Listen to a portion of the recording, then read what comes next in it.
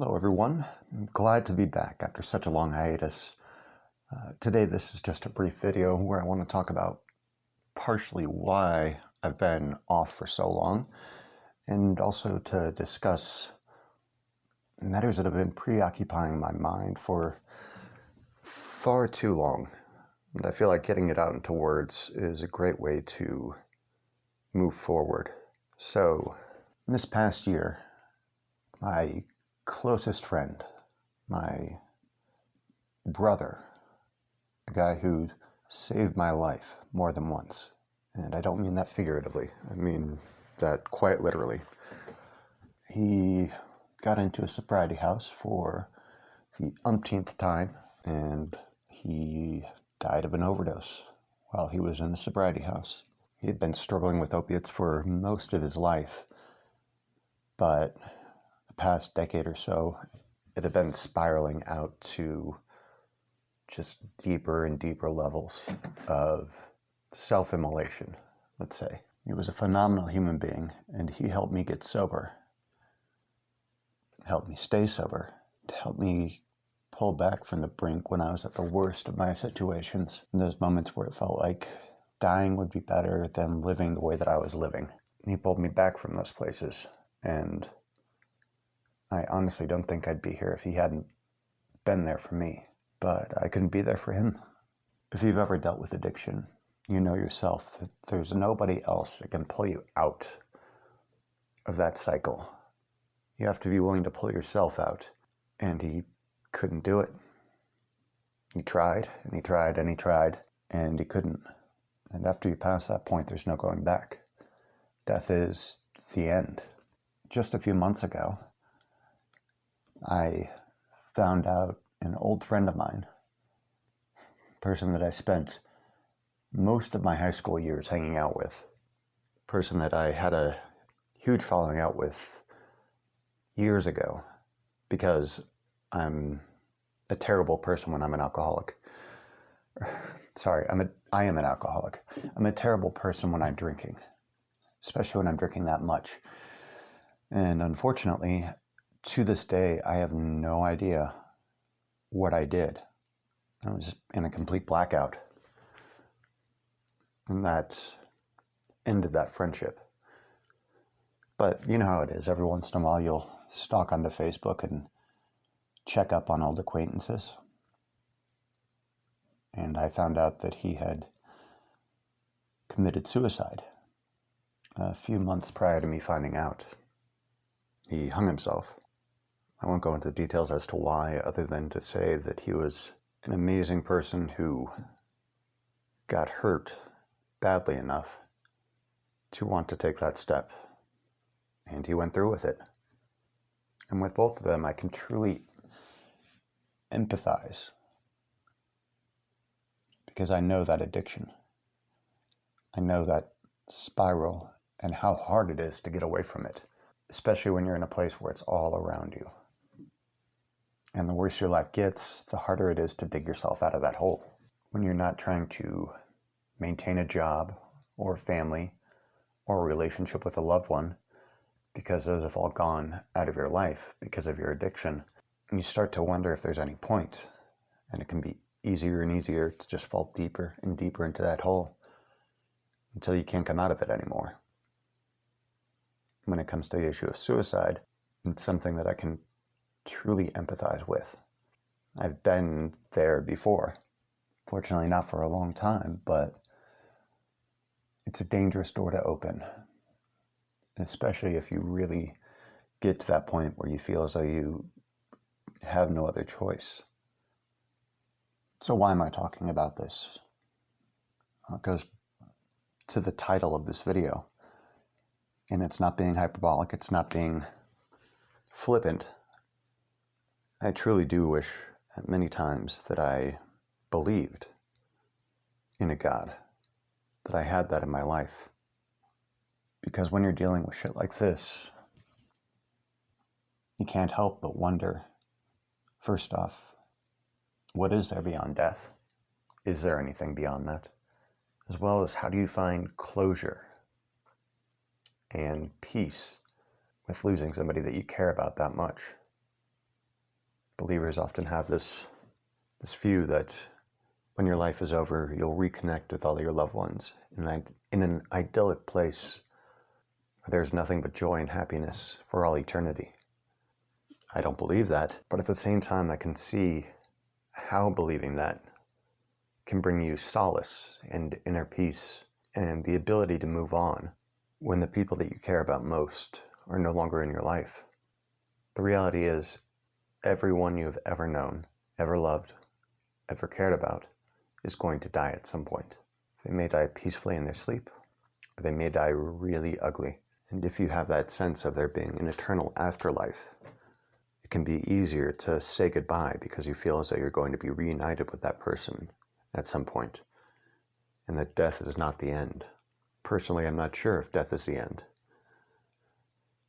I'm not a dualist, but again, there's no answer to the question, am I understanding the universe around me? I don't believe in an eternal heaven or anything along those lines. And if there is something beyond death, I have no idea what that is. So it's not really an answer to anything. It's just an unanswered question. And often, one of the greatest values that you can have by letting go of religious dogma is having the ability to say, I don't know. To be able to say that you don't have all the answers, that you don't have a book or a doctrine that gives you all the answers that you need in your life. And although I appreciate the opportunities that I have to wonder and to contemplate what goes on beyond my understanding of the natural world, there are points where it'd be so much better to be able to have some sort of closure, to feel as though, whether it's true or not, to feel as though you have an answer to these questions. But often, the truth is better than a comforting lie. I would say, generally speaking, that's true. But in situations where you lose the people that you love the most, I really, really wish I had a comforting lie to go back to.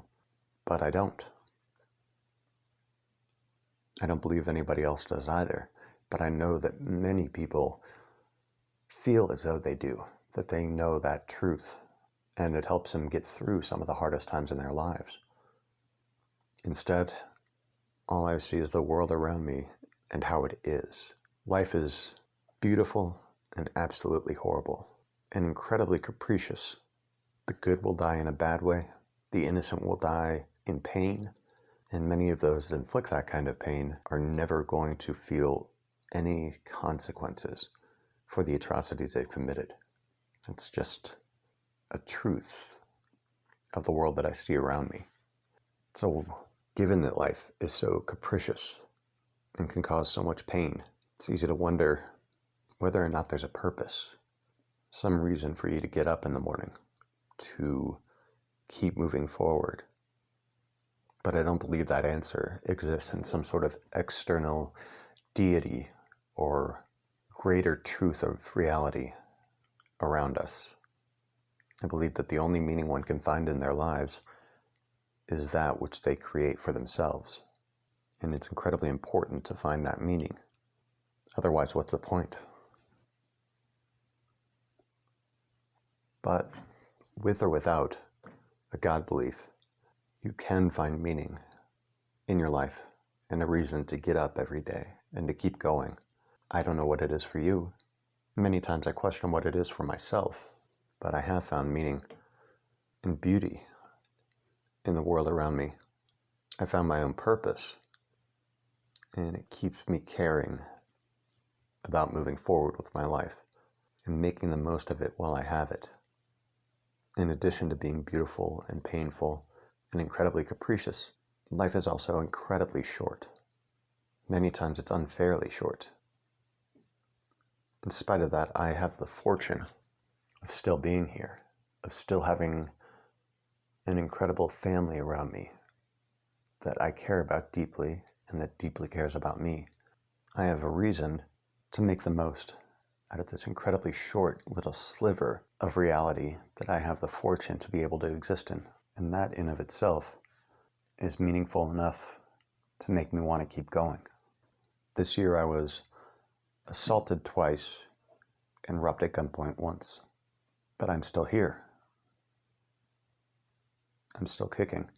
I spent a good part of my life drinking to the point that it should have killed me, but I'm still here. For some reason, I've been able to get the opportunity to keep on going when other people that I know were good people that deserve to live are no longer here to experience that. Life is terrible and beautiful, and it's worth enduring and accepting the horrific parts of reality for those moments, no matter how fleeting, of beauty that you get to experience in your life. There are so many ways that a person can give up, so many paths a person can take that cut that life short. And I consider myself incredibly fortunate that I'm still here after 30 some years, in spite of all the terrible shit that's happened to me. People who've endured and gotten through extensive physical or mental or sexual abuse are often called survivors. And in times like this,